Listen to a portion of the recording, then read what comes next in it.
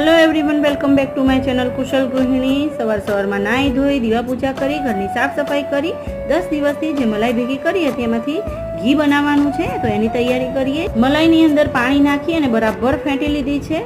पछी एने धीमा तापे गरम करवा मूकी दईशुं।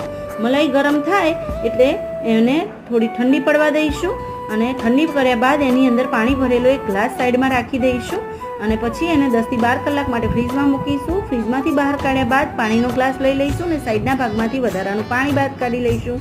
માખણને અંદર થોડી હળદર નાખી અને સરસ મજાનું ધીમા તાપે ઘી થવા દઈશું। બજાર કરતાં પણ ચોખ્ખું તાજું અને સસ્તું ઘી આપણે ઘરે બનાવી દીધું છે। ઘીને ગાળી લઈશું। અમે 12 વર્ષથી ગાયના દૂધનો ઉપયોગ કરીએ છીએ।